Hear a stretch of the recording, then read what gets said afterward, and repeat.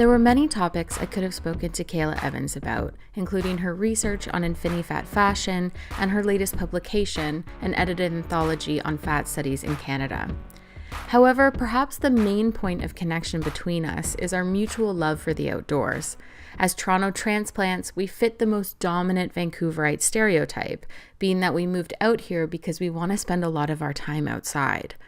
It's not so easy to indulge in these activities when you live in a bigger body. In this episode, we discuss how we can hack outdoor sporting culture to be more fat-friendly and the tension between wanting to cultivate encouraging spaces for fat folks and the desire to push ourselves and our bodies even further.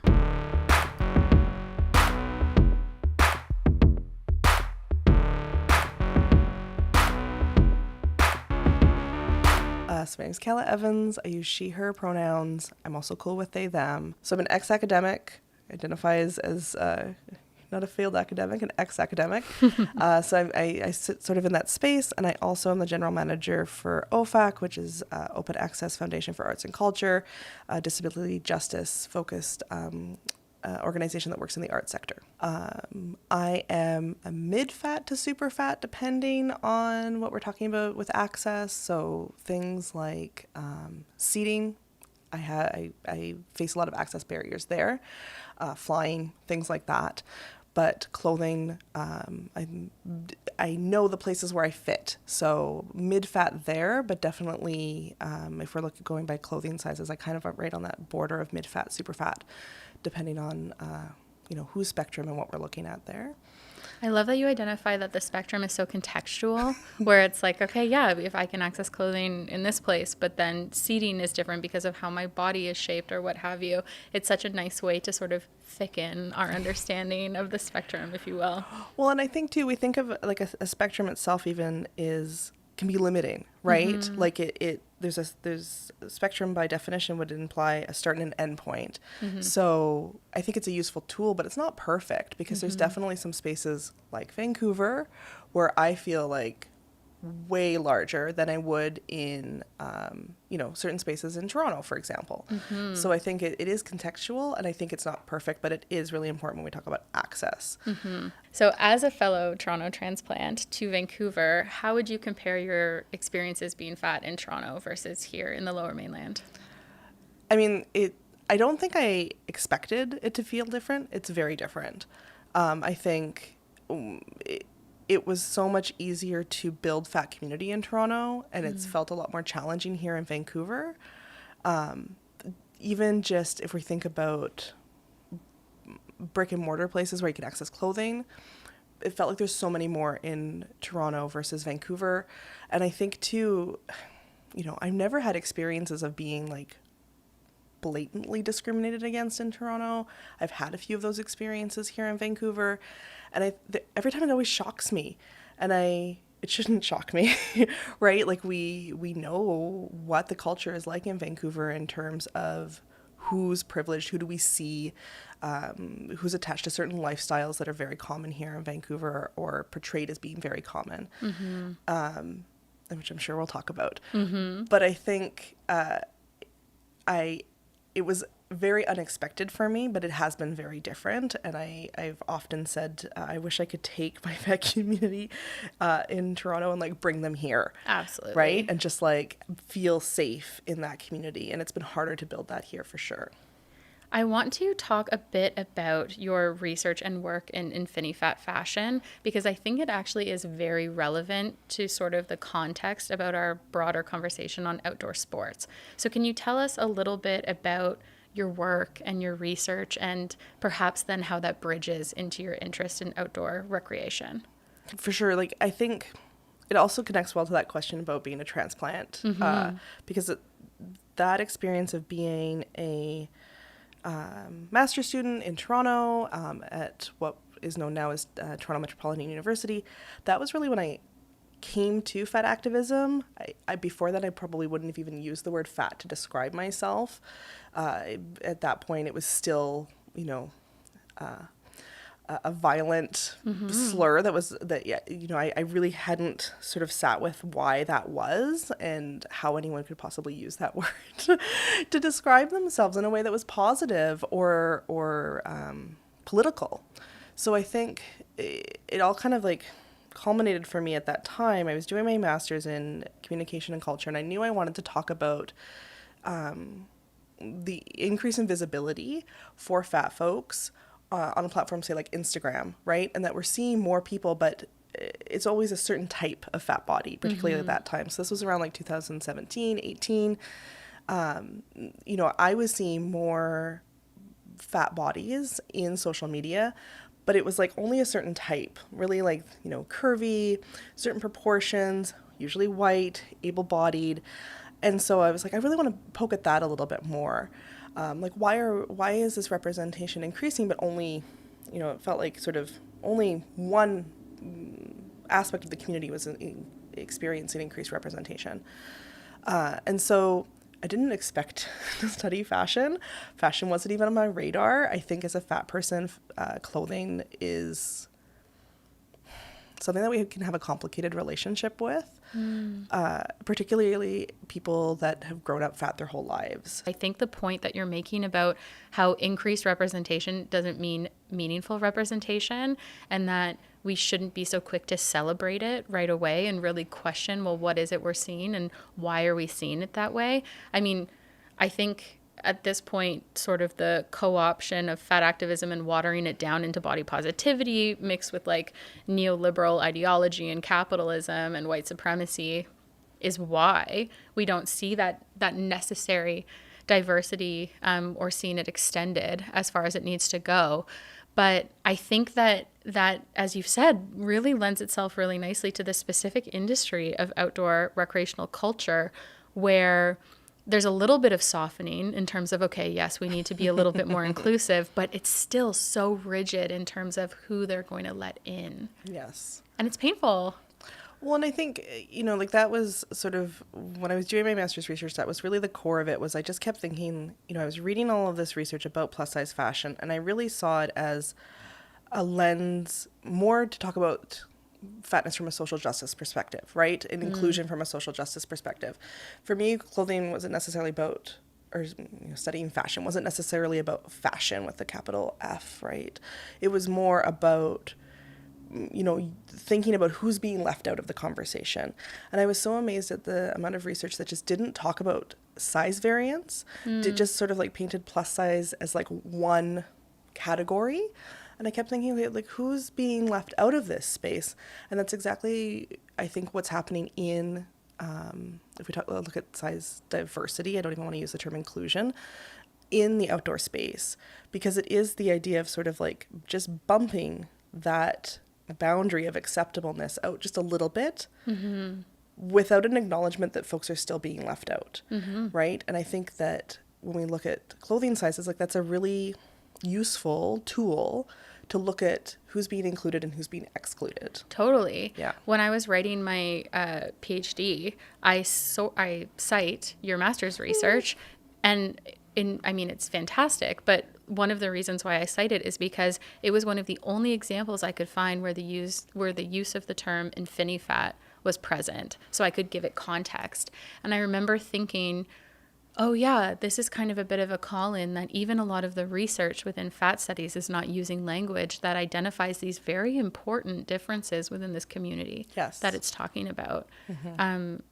So thank you for giving me that opportunity, because I was looking everywhere, and unfortunately with academia and elitism and whatever, there's a lot of community work. I mean, you're probably more likely to find information about the fat spectrum on a blog or what have you, but there isn't a lot of credited sources that you can turn to really sort of firmly say, no, this is an important differential that I'm going to be using. Well, and that I had the same experience of I went to, at that time, the Dean of Fashion at TMU and was like, I must be missing something, like a lowly grad student, like I must be missing something.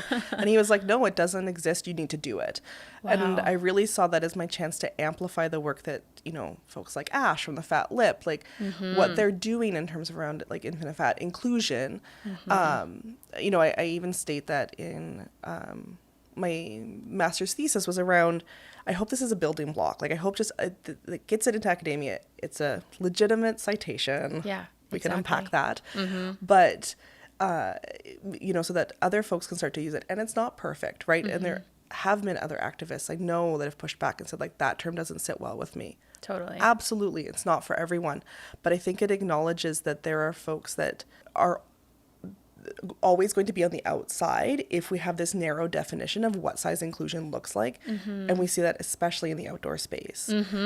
Because I think about how celebrated some companies are when they expand to, like, you know, a small 3X. And it's like, that's great. And I remember Ash saying this line of like, that's great, but I'm still outside of that. Yeah. And I've had the same experience, you know, with companies like Columbia, where I'm like, that's great. I'm still outside of that. Yeah, totally. And I remember calling out a company, I think Outdoor Research, where they were like, finally inclusive sizing, and they went up to a 3X. And it almost feels like you're just, I've said this to my partner before, I feel like I have to spend my money with these companies because they won't expand if I don't.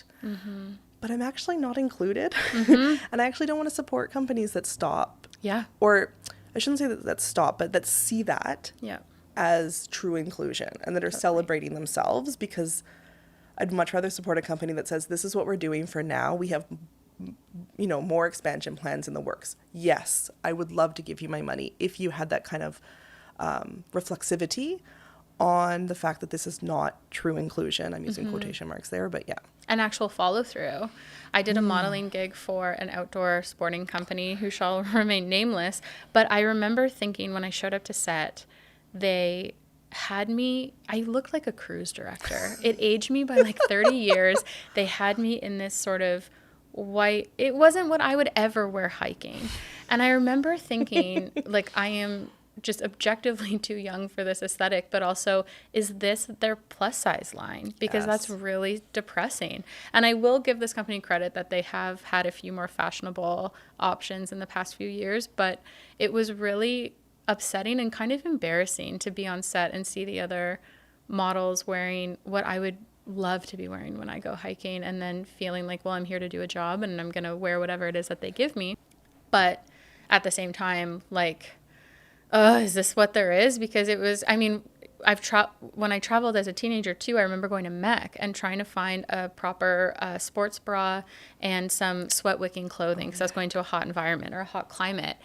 And at 16 years old, when I was probably a size 14, they did not have anything that fit me. And it was humiliating. And I remember thinking, on this trip with other teenagers, I am going to look and feel very matronly. And it really sucked. And it feels so good now. But I will say, being a mid-fat person, I have access to those 2X, 3X clothes and technical gear.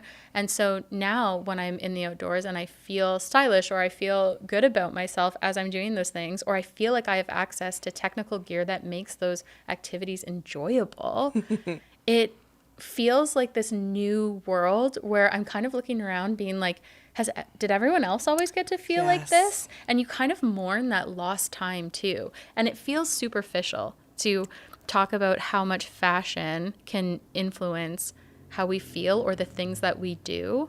But I don't think people understand how powerful shame is and how much of a tool it can be to keep us inside our homes and not participating because we don't want to be embarrassed. I mean, and that came up in my research again and again, was this idea of, okay, sometimes I can find, I'm using we, but I'm kind of merging with the voices of the folks that I interviewed. And I'm so grateful for them for, you know, sharing so openly about the fact that, like, okay, so maybe I can find something that I can fit over my body. It's not reflective of my identity or style or anything like that. But then how do I go into something like a work environment where there's an expectation that you dress stylishly every day, right? those, like, it's, you know, we might be talking about covering someone's body, keeping someone warm, safe, protected. But then there's that, we don't recognize the ways that style is not such a frivolous thing. Like, it can impact the social spaces that we have access to. And I think about that. I was thinking about that in terms of when I was a teenager, there was like one store in Kelowna that I could buy jeans at. Yeah. Cotton Ginny. Well, shout out for Cotton Ginny, right? Where like you go in and there's the plus size on one side and the regular. So like my mom and I would go shopping and just like split into like the two sides. So I only had one choice. Yeah. I just had to fit those clothes on my body. And then we come into 2023, 2022, and like there are, at least in my size range, more options. I know how to like sort of, you know, finagle, Totally. like ferret out what fits my body. So Yeah. I do feel like I have a little bit more of a sense of style, and it connects somewhat to my identity. I don't feel like that outdoors. And I had an experience recently where I was hiking in Yoho with my friends, and I'm the only fat person out of that group. And another group was coming towards us, and I'm, you know, I have all sorts of internalized stuff around like I'm slow, I'm loud, I'm huffing up this mountain. And someone from that group walked by and went, "Oh man, I love your pants." And I was like, "Are you talking to me?" Because there's no way you're talking to me. And they were talking to me, and I was wearing a pair of pants from Alder, and I was able to tell them about like, yes, not only do they, you know, have fun colors, but they go up to a size 6X. You know, this straight size person who's talking to me, I'm like, you know, was like, "Oh, I'd love to support them because of that." Oh, and I what was a like, dream. yes, like allyship in action. And I think that is, you know, obviously when we're outdoors, the number one thing is like, is this going to work for me? Does this keep me safe? But then style does come into it, and even Totally. choice comes into it. Like right now I'm looking for a new rock climbing harness. Well, first of all, I haven't been able to find one that is comfortable. And if I do find one that's comfortable, it's the only one. Right. So I have no choice about color, no choice about fit, no choice about accessories. It's just the only one. It's so hard when you have other parts of your life where you've been able to figure out a way to have some choice to then have like no choice.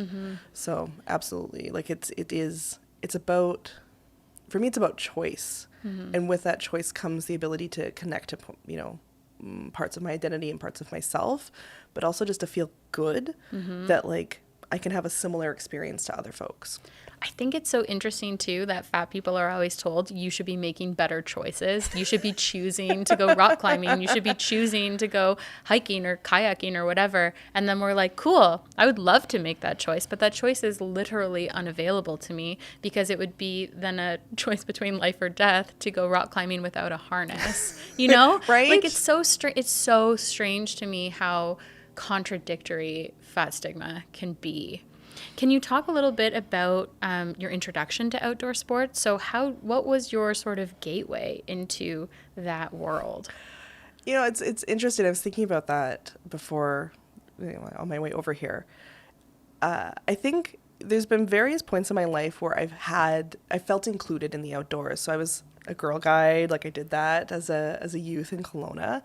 And even then when I was, you know, marginally larger than some of my fellow Girl Guides, I never felt excluded. Like everything was very accessible. And I mean that the whole, you know, the premise is that we want everyone to enjoy activities. So it was like built around sort of inclusion of everyone. There was no, you know, you can't do this. It was like, how can we make this work for you? So I think like I really enjoyed my time there. That's when I discovered my love of kayaking and was really like, oh, I like this. I feel really comfortable here. And there's been a few instances where there's been sports where I've connected with where I'm like, oh, I'm actually good at this. And I'm not saying you have to be good because that's a very subjective marker of like you belong. But there's been, I think it's really surprising when you're a fat person to find out that there's a sport or an activity that you like enjoy and are good at. So I had that experience when I was younger, and then I kind of like, as I got into teenagehood and got larger, like it just felt like that's not for me anymore. The barriers felt too large, too difficult to overcome. And then not necessarily an outdoor sport, But as I was in my like 30s, a friend of mine, her wife owns a gym, and she's like, I'd really love to get you in the gym. And I'm like, no, like fitness and activities are not for me. Like, they're just not for me. Like, you don't understand. Like, they're not for me. And she was like, no, I think you'd really like it. And so I got into weightlifting and powerlifting. And that was a moment where I was like, oh, being in a larger body, I've been weight training my whole life, like moving my body around in the world, doing those outdoor activities like walking and hiking that I like, but I still didn't really feel were for me. It just trained my body to like lift more weight. And so I think that was really the key moment for me in realizing like, screw this, I'm just going to make it happen. So that's when I started getting more into rock climbing, more into like pretty much anything where I was like, I'd like to try that, like hiking, ran a 10K, mostly like shuffled along, but I did these things that didn't really feel like for me on my own terms. Having a supportive partner was really a key part of that. Shout out to Adrian for just like being with me and on every hike and going at my pace and never making me feel like I was too slow. And then, I got back into kayaking, and that's a whole other thing, like in terms of kayaks and weight limits and fitting and I think that space has a lot to do in terms of accessibility. And that's really like rock climbing and kayaking were the places where I really found that I came across this like impenetrable equipment barrier. Yeah. Right? Things like hiking, you can go hiking with what's available to you, right? Even weightlifting, like all of those things, there's not that equipment barrier. But rock climbing and kayaking have been the places where I've just been like, I want to do this. I can do this. Like my body can do this thing that you're asking of it, but I can't do it safely. And that's been really, really frustrating. And I still hit that barrier often. Yeah. It was so nice to hear about your introduction with your friend's gym. I remember when I went to Newsgirls in Toronto, the boxing gym, I went by myself and I walked in and the coach looked me up and down, and immediately I thought, oh no, like this is awful.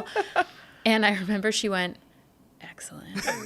And I was like, what? And she was like, you're built like a tree. No one will ever knock you over. Like, this is fantastic. And it was the first time that I ever felt, oh, maybe I have a strong athletic body. Yeah. Maybe this serves me. And then when I started playing softball, someone took photos of me once at a game and I was in motion, and I remember thinking, I look really cool and really strong. And I was good at softball. I mean, I'm not the best, but I was good at it. And so I understand what you're saying too about how when you're good at something, that also elevates it to this thing where you're like even more frustrated when there's something outside of your control that is keeping you from participating.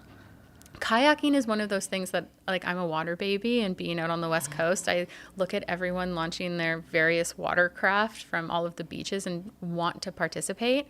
And correct me if I'm wrong, but I remember that with sea kayaking, you need to go from a certain distance from the beach into the water, you have to have a kayak with a skirt on it. And I've never been able to fit into one of those, at least not in a way where I knew that if I tipped, I could get out.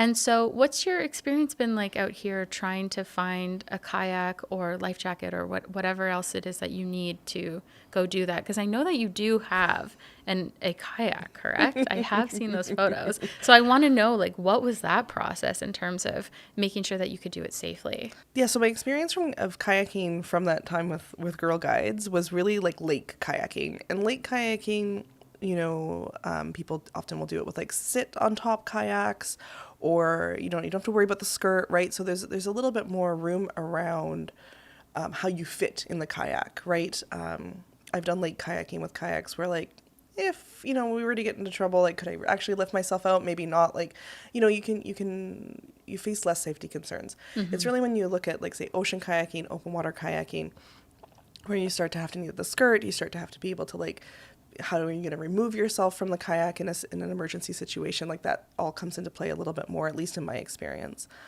And so really the first time where I hit that barrier was around like 2015, 16. Before we moved to Vancouver, we were out in Tofino and super excited about it. I was a lot more into being active and activities, and so we booked like a surfing lesson, and like I knew to ask about wetsuit sizing, and then we booked this kayak tour, and I didn't even think about it because on the website for this tour company, it was like, we have kayaks for all bodies. And I was like, cool, great. Now I know. A little bit more critical about that statement, right? That often bandied about the statement.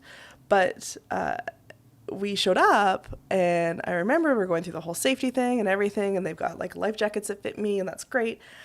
And I go to get in the kayak, and I'm like, oh, I'm not going to be able to fit in here. Like, this opening is not large enough. And I just had this moment of like, I just fell apart. And I remember everybody being like, it's okay. Like, we've had this happen. And like, they tried to like make it sound like, you know, definitely they don't have kayaks for all bodies. And I just had to like leave. And I just remember like sitting in the car, like bawling my eyes out, because I was like, it never occurred to me that there wouldn't be some way to make it work. And they were like, oh, we just don't have a sea kayak or an ocean kayak that's going to fit you. And I was like, they must exist.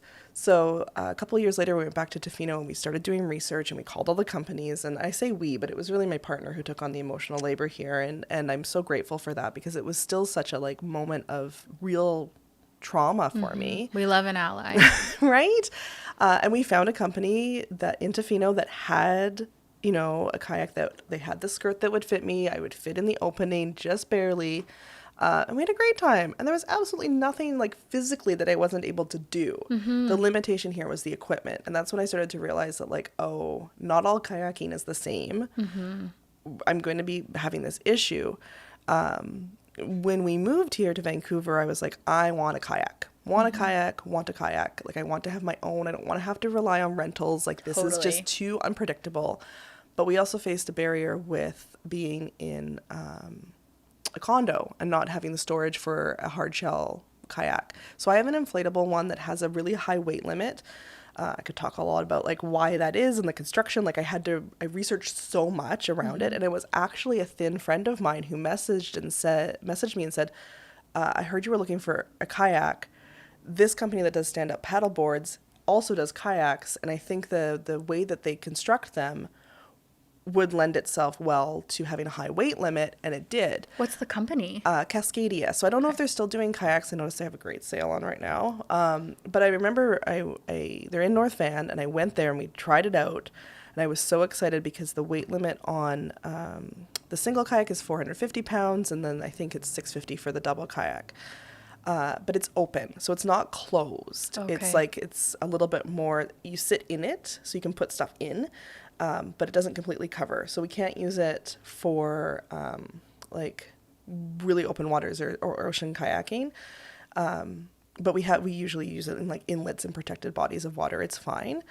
But one of the things too is like, I mentioned to Cascadia, I was like, you should be marketing these towards fat folks. Absolutely. Right? Because the limit for most entry-level inflatable kayaks is 300 pounds.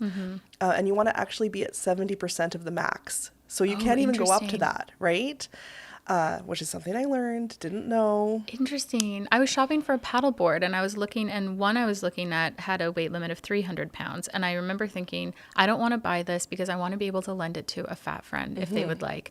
But I also was wondering, well, I'm not quite 300 pounds, but I'm close to that. And so what is I don't want to get on the paddleboard and then immediately have it not be super buoyant or whatever the term is. Yes. So that's interesting to know. So for a kayak, you should be like maxing out at 70% of the weight capacity. You could go up to 80%, but 70% is really that sweet spot in terms of tracking, because you do want to have some buoyancy. Right. So like that was the thing too, is I was coming up against a lot that had 300 pounds, and I was like, well, you put me and the dog and like our backpack in there, and we're going to be at that limit. And then I found out this 70% sort of recommendation or guideline. And I was like, no one's talking about this. Like, why are you listing, quote, max weights, when that's not actually a max usable weight? And it's an investment for people. Yes. These are not, cheap or accessible outdoor toys or technical gear for us to use too. So of course you're doing your due diligence when you're researching it. And I'm so glad you found that out before you purchased whichever one it was that you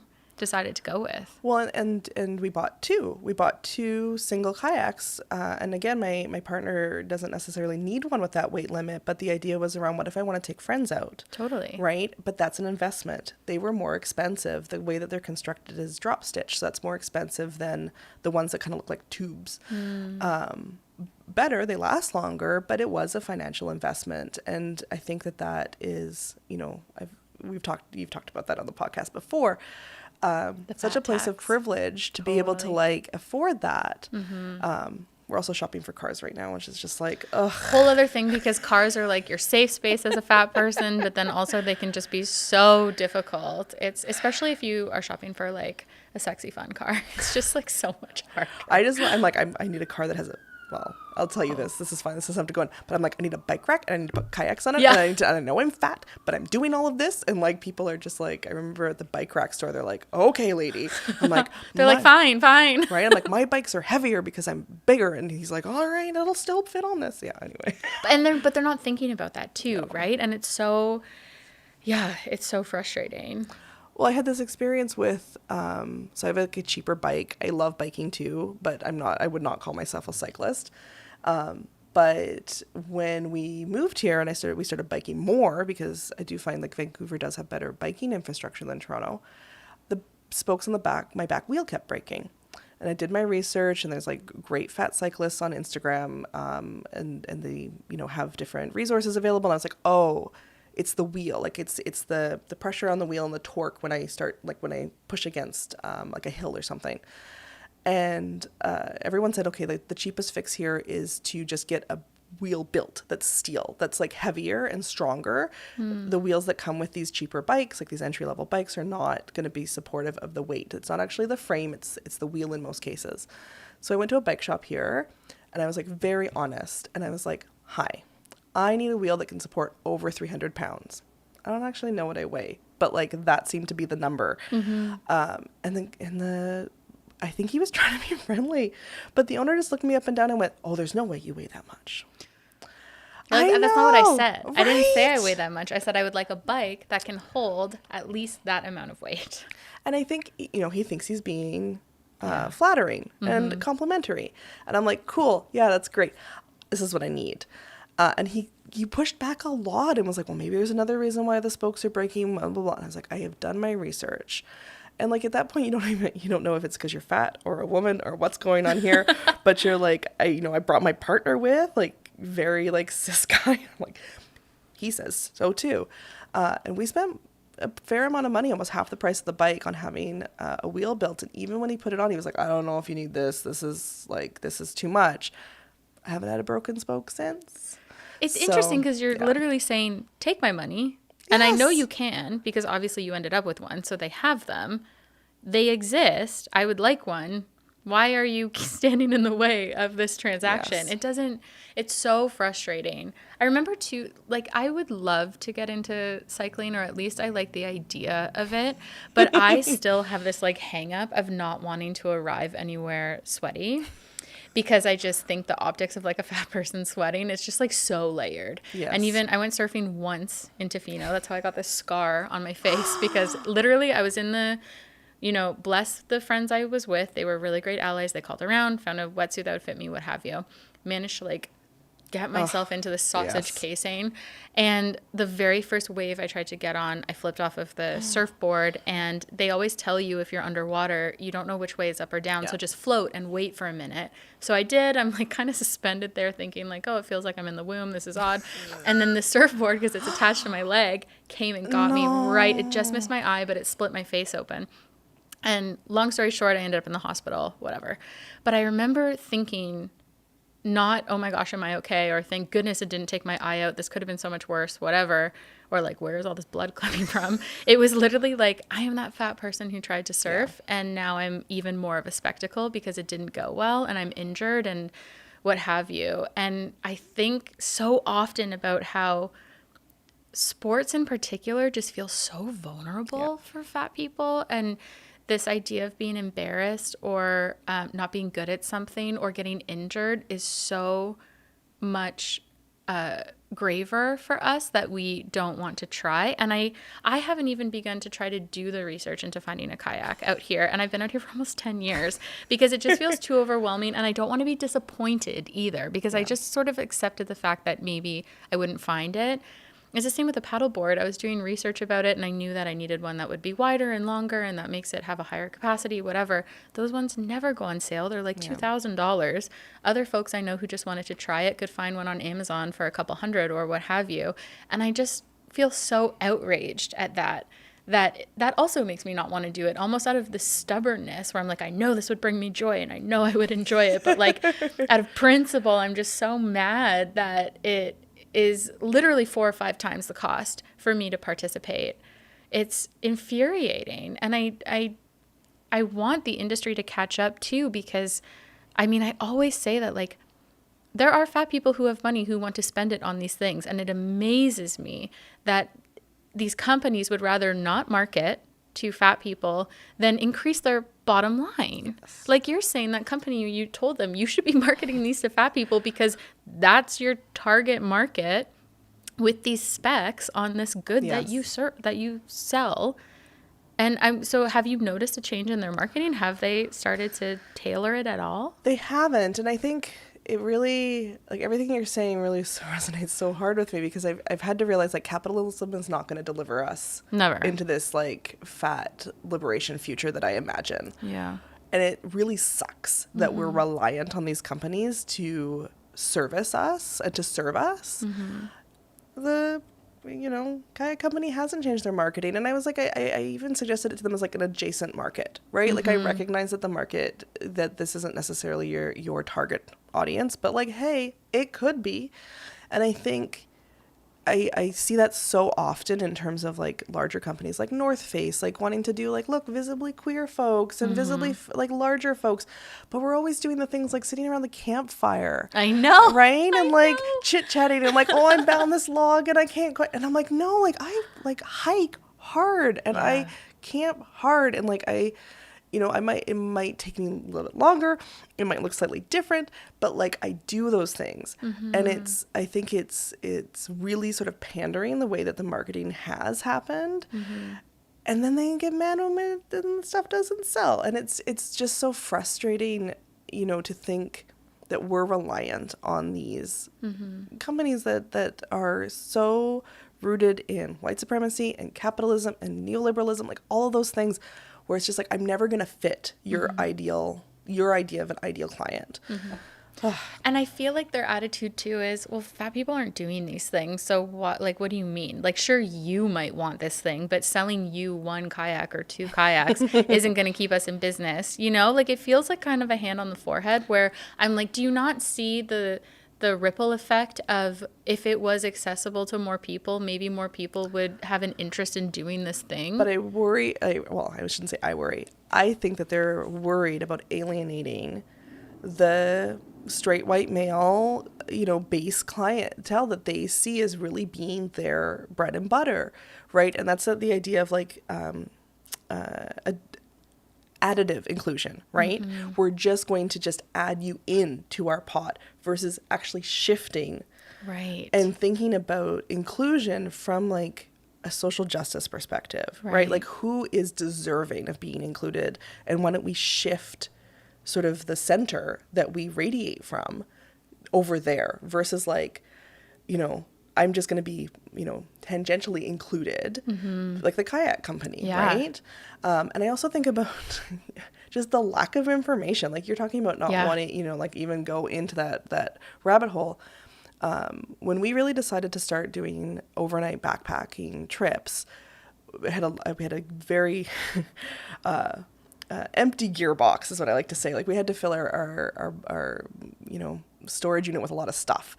And you can totally camp without stuff, but it's nice to have a little bit of stuff. Yeah, and like things like sleeping bag, tent, like all that stuff, right? That keep you alive throughout the night. So I was like trying to do research about a sleeping bag and the sort of the circumference of a sleeping bag. That information isn't available.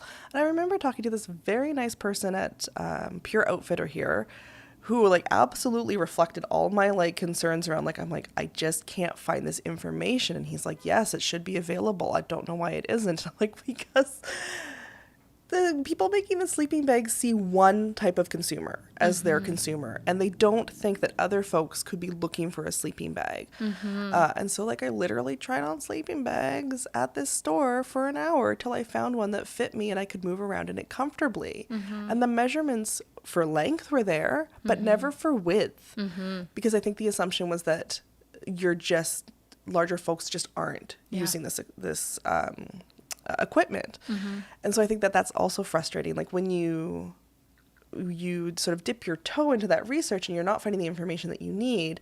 Or I was at MEC recently and I was asking like what climbing harnesses here have the largest waist measurement. The guy's like, oh, I don't know, that's a good question. And I was like, You're like, that should be the first question for a harness. Right? And I think it's also just the idea of like sometimes I really have to psych myself up to even just ask the question, because you're putting yourself in that vulnerable spot of having someone be like, you're a rock climber, you're a kayaker, you're a biker, right? And it's one of those things where I think about the folks who aren't even there, who won't even walk into the MAC. And it's like, of course you're not like seeing those people because you're not welcoming them. It reminds me so much of the demarcation between like high and low culture, or like when we talk about pop culture and how when the masses begin to have access to something or they all enjoy something, then it immediately devalues that thing. And that's sort of what keeps the rat race going, is that you always have to reinvent luxury items that seem rare or special or what have you. And for some reason out here in Vancouver, outdoor sports feel like, to me, one of those out of reach things that is really only offered to a very small group of people. And I know that it's not a small group of people. Look at the ski hills. They're constantly full of people. But it really does feel like this thing that's like, oh, it's just not for me. And it would be embarrassing to try to make it for me, you know? Well, and I think, we talked a little bit about how it is expensive, right? It's Totally. it's monetarily expensive. It's resource intensive to do all this research. I often think if I was younger and at the point where I am now, where I'm like, screw it, I'm going for a hike. Like, I don't care if I'm huffing, puffing, sweating. I'm doing it because I enjoy it. It does good things for me. If I was at that point when I was younger and didn't have the resources available to me to research, a sleeping bag that's going to fit me, spend more money on a kayak that holds my weight, I think I'd be so discouraged, right? And so I think it did come sort of hand in hand with me being at a certain age and a point in my life where I could afford these things and put the time in and be like, even though the Met guy didn't know, I'm still going to go back. I'm going to look for a different person. I'm going to go to a different store. It also comes with, now my attitude is like, screw it. Yeah. Like, I have spent so long in this fat body feeling like that's not for me. That's not for me. And I don't, like, I'm just going to make it for me. And I recognize that that's not for everyone. And I am white and, my disabilities aren't always visible to other folks. So like there's all sorts of intersections of privilege there. But I just kind of reached the point where I'm like, screw it. Like, I'm just going to go for a hike.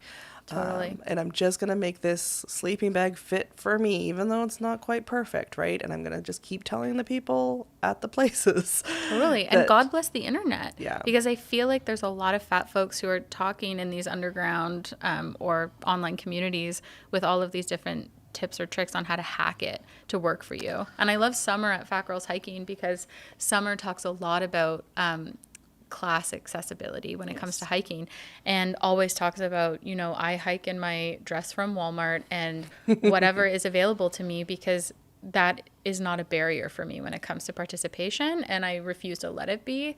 And I think that's really powerful, and honestly not something I've ever seen in Vancouver, because the Lululemon aesthetic is so dominant here that I have never seen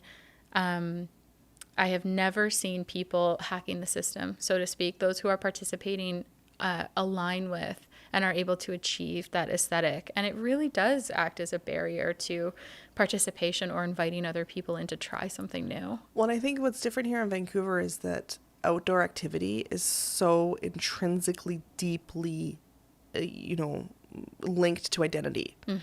Whereas in Toronto, I didn't find that as much. I was like, oh, I am a fat person who also enjoys this, or I'm a this person who also does this. It was never like so core to my identity. And I think, and I didn't see that reflected in others either. Whereas here it's like, people will shape their entire lives around their outdoor activities. And that, I shouldn't say people, thin white people will, justify how much they spend on rent. Yes. Or because of that. They get a job at the bike shop so they can get a discount on this. And it's like, that's only, and I think that we are seeing more inclusion, but it's very, very limited, right? It's like instead of thin white straight guys, you're getting like thin white women, right? Or like, and I would say even, I don't want to throw any other communities, under the bus, so to speak, but you look at that how some groups are celebrated, like certain identity groups, like in climbing, like we have like queer climbing nights. I think that's awesome. What would happen if we had a fat climbing night? Like, I just feel like the who's allowed to be included is very narrow here. Whereas, yeah, like it just becomes one of those things where it's just so intrinsically tied to identity that people feel threatened when fat folks want to say like, I'd like that too. That's part of my identity too. It took me a very long time to even call myself like, an athlete or, an outdoor person or an outdoor enthusiast or all of these terms that you want to throw around. And I'm always surprised when people tell me like, oh yeah, like I was really inspired by your hiking posts and stuff. And I'm like, oh, that was a really sweaty, slow hike for me. Right. But you start to realize there then how sort of like it can be an identity for some and not for others. In a way that feels very classist and very tied to white supremacy for sure. Absolutely. I think too, what you're touching on too, how we don't really have like fats only options for everything, right? Like we've got a softball team and we have yoga classes and like that's pretty much it as far as I know. There might be actually some dance classes, but I digress. That it can be really lonely. And also that adds to the overwhelm of wanting to try something new. Because if you are going to try to do a kayaking tour in Tofino, you are likely going to be the only fat person in the group. And that also means then that whether they have good or bad intentions or politics or what have you, people are just so unaware and are unable to anticipate things that you might face in that experience too, that there's just all these layers of extra labor that come up that really do act as barriers to whether or not people are going to participate, but then also contribute to these stereotypes or the invisibility of diverse bodies in these industries. So it's just this horrible cycle. Well, and I would also argue too that, and this is, that there's an assumption too that if you're a fat person who's getting into the outdoors, that you're automatically a beginner. Yeah, right? True. And so I think that's also not frustrating, because I do think there is absolutely a place, and if we're going to start from anywhere, I want it to be like beginner accessible hikes. Absolutely. But we can think about the fact that, like doing a multi-day overnight backpacking trip in, Yoho National Park, like that's not something that like, even though I'm in a fat body and I might move a little bit slower, it's still a hardcore hike. And it's not a beginner thing to do or to prepare for. That's it. So I think there's a need for these spaces to also anticipate a diversity of skill that we don't do. Right? Totally. We just, and I'm not saying like if we're going to have anything, if we can only have one group, I want it to be that beginner group. Absolutely. I want anyone to feel welcome. Totally. But I also think about like, I like to be pushed. I like to be challenged. I like to do these harder hikes. They might take me a little bit longer, but I enjoy it. And I'm always surprised when I'm like, oh man, that hike was really hard. And I look to my not fat partner and he's like, yeah, I'm having a really hard time too. And I'm like, oh, okay. Like it's almost become like divorced from, like you think it must be hard because I'm fat. Yeah. Where you're like, no, it's just a really like, it's a, a hard hike and you got a 30-pound backpack on. Like it's hard. And I've really come into this, like, I can do hard things. Totally. And that I want to push myself. And I find that that's sort of the spot where I'm not finding people my size reflected. I'm finding smaller fat people reflected, absolutely. But like looking for larger fat folks who want to do the harder things, want to do the more challenging hikes. It's, yeah, like I'm just not finding that space. And so like I love what you said about, you know, some of the online groups that are happening. Absolutely. I find it frustrating because it's a lot of small fats that are taking up space in those groups. And I'm not saying that to, you know, discredit anyone's experience, and like absolutely small fats face, you know, trouble with finding equipment and feeling welcome in these spaces and everything like that, for sure. But when they're talking about like looking for sleeping bags, they have so many more options, right? Totally. And a lot of, you know, climbing, like it's, I think that's why this really connects back to that fat spectrum, right? It is a spectrum of experiences and a spectrum of skills. And I think we're seeing more movement in terms of inclusion, but it is definitely painting everyone with the same brush. We're all beginners. Yeah. We're all size 16.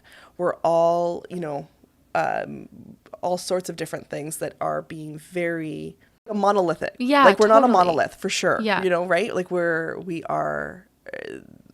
not seeing that same diversity because we're fighting so hard for that inclusion and to feel welcome in that space.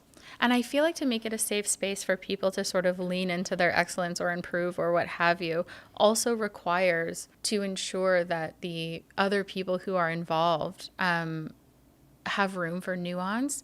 I find that, for example, with my softball team, I did not want to jeopardize sort of the ethos and safety of that team, which is that it is a beginner, welcome, all skill level sort of environment. And then there was a group of us who wanted to be more competitive and work on specific skills and positions and what have you. And to do that on the same team would have jeopardized that space. And so, like you're saying, we didn't want to take away from that space. We wanted to add more options and more spaces. And I think that it had never occurred to me that being competitive and pushing myself, particularly when it came to sports or physical fitness or whatever it is you want to call it, would feel good. Because my entire life, pushing myself when it came to physical activity was in the exact same camp as punishment and discipline. And so to now have this different attitude where it's like, I actually don't want my body to change, but I want to change what my body is doing.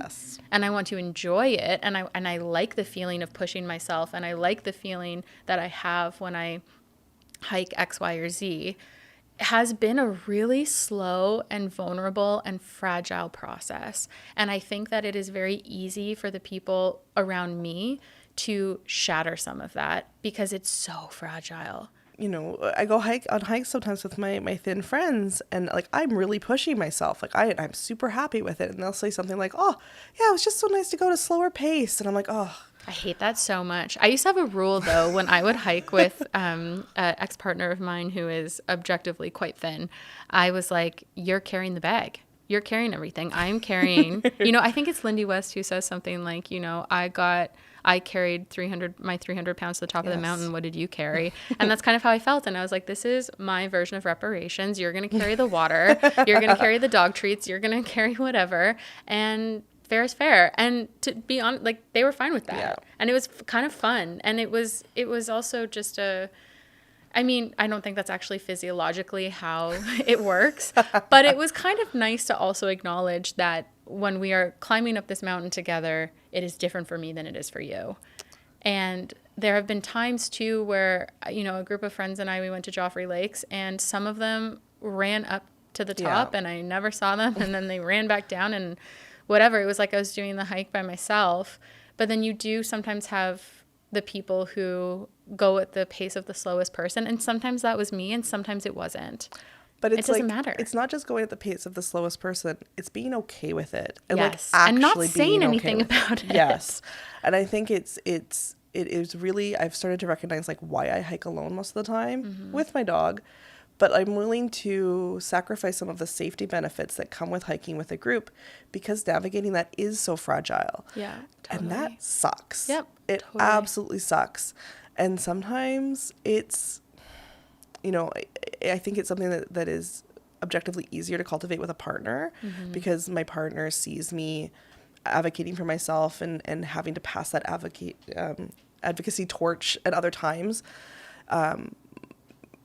But my friends don't, like, I think sometimes they think they're doing a good thing. But it's like, I don't want your pity. I don't want you being like, oh, it wasn't so good, I went at a slower pace. I want it to be like, yeah, we did that mountain, like, high fives. Yeah. Like, celebrate it the same way that I'm celebrating it. Yeah. And I'm still working on that for sure. But I will tell you, that's usually why you'll find me on the trails by myself, because it's just easier to be okay with the pace that I'm at.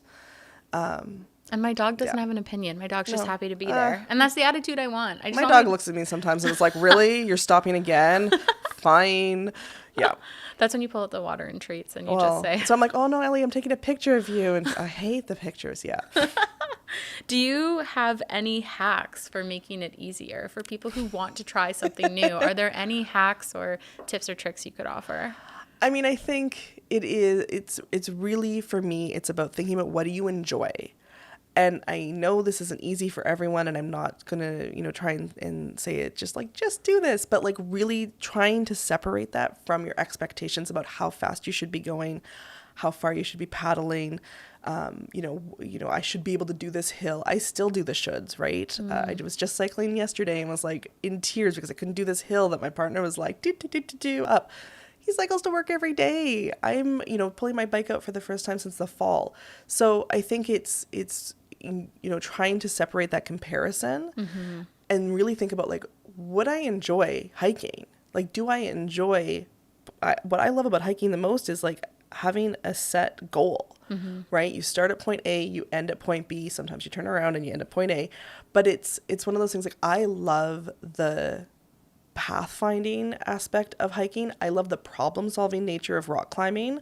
I love, trying to figure out, like, how am I going to do that? Makes me so happy. Figure out what it is that you like about the activity and focus on that as much as you can.